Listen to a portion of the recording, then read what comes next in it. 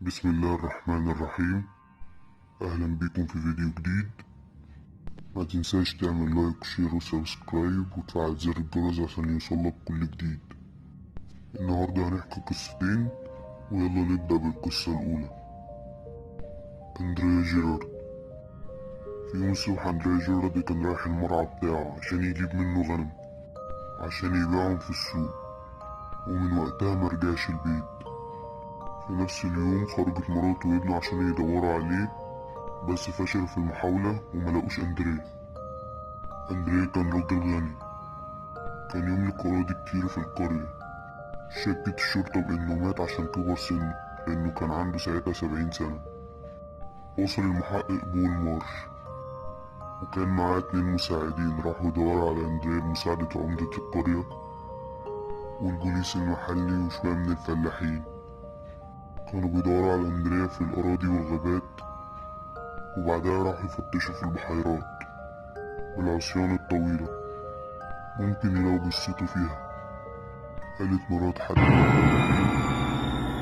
بيشتغلوا في أراضي أندريا إنها شافته خارج من المزرعة ومعاه غنم.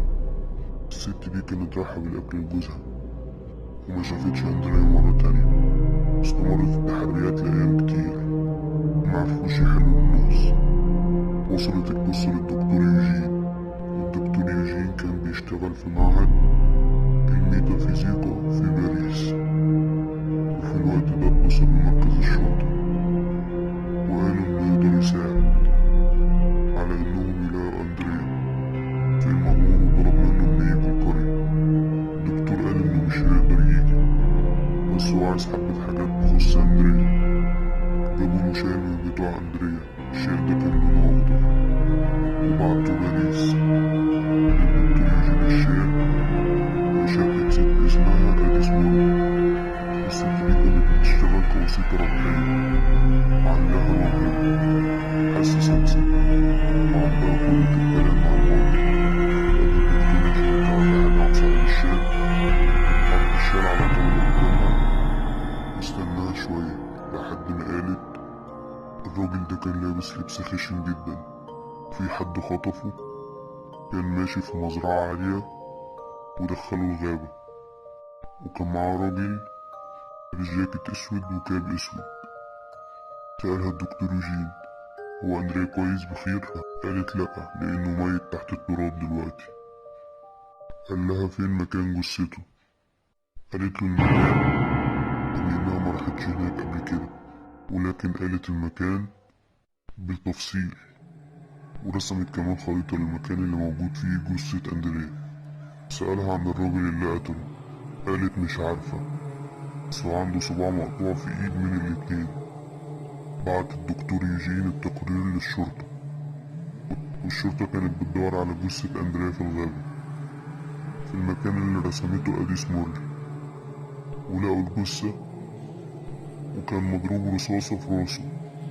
وبعدها قبضوا على سواق عربية عاطل اسمه جون، وكان عنده صباع مقطوع من ايده اليمين، ولقوا عنده بندقية، واعترف جون بأنه هو اللي قتل أندريا.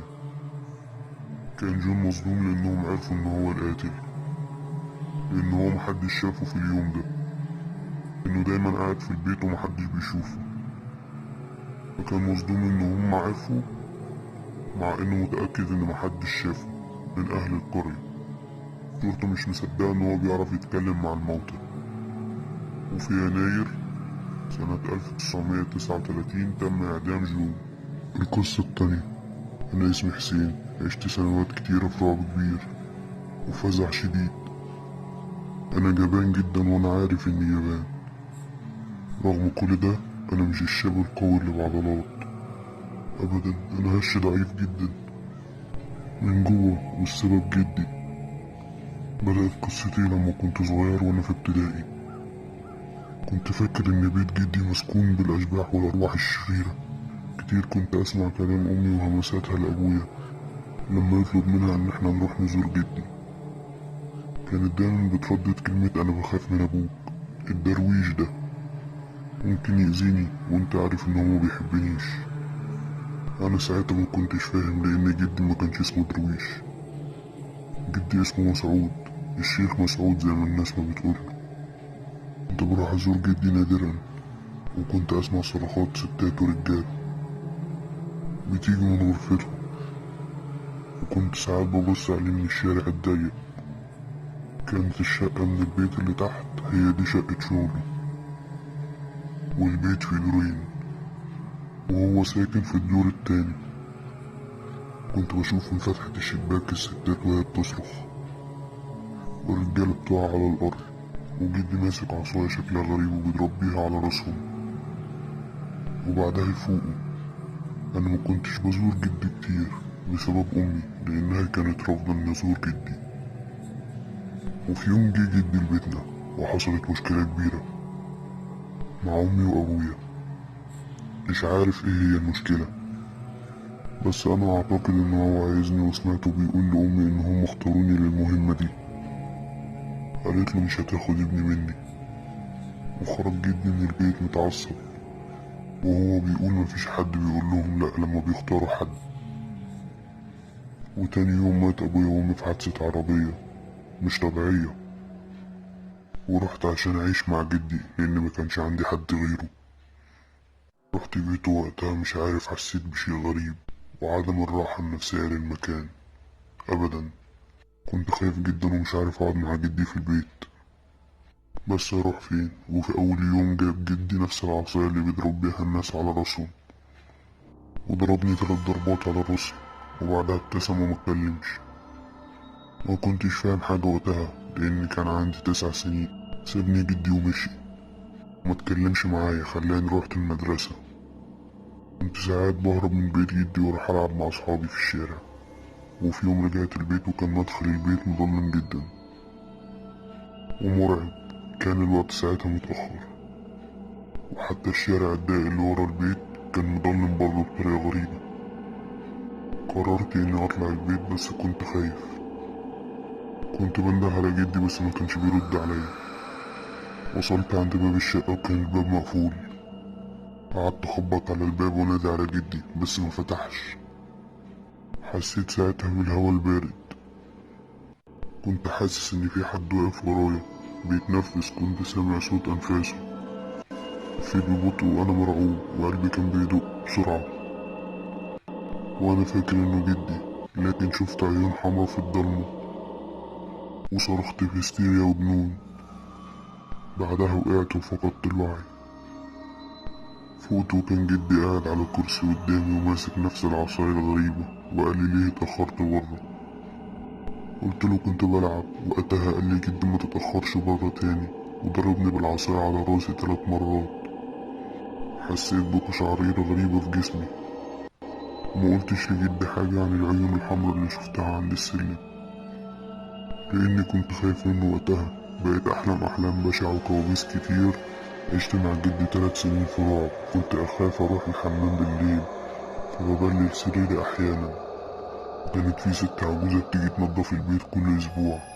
كنت بشوف حاجات غريبة بيجيبها جدي البيت وما أقدرش إني أفتحها، لأن جدي حذرني من لمس حاجاته كتير. والحاجات دي كانت قرون وحوافر وأكياس دم وحاجات كتيرة كنت بشوفها وكنت مرعوب منها. كنت بخاف أتكلم. كنت بحبس نفسي في غرفتي معظم الوقت. وفي يوم من الأيام دخل جدي الغرفة وقال لي بإنه عايزني تحت في شقة الشغل. الشقة دي أنا كنت بخاف منها وكنت خايف ومش عارف هو عايز مني إيه. لكن رحت معاه. دخلت الشقة ورحت على غرفة، والغرفة دي كان فيها 6 و2 رجالة.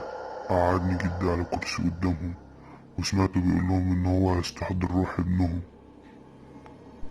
قعد جدي وكان بيقول حبة كلام مش مفهوم وهو بيرفع العصاية فوق. وقتها فقدت الوعي. لما فتحت عيني ما كنتش فاكر أي حاجة، بس الست كانت بتبصلي برعب وخوف وكانت بتبكي. وأنا كنت تعبان جدا وجسمي كله كان مرهق. قال لي جدي إني أطلع الشقة وأروح غرفتي. ما كنتش قادر أمشي، مش عارف ليه إيه اللي حصل، بس اللي حصل ده اتكرر أكتر من مرة، وكنت بحس بالضعف في كل مرة. مش عارف ايه اللي جدي بيعمله، بس أنا كنت خايف. استمر الحال لحد ما بقى عندي 18 سنة. أخدت دبلومة التجارة. مكنتش متفوق في دراستي وقتها.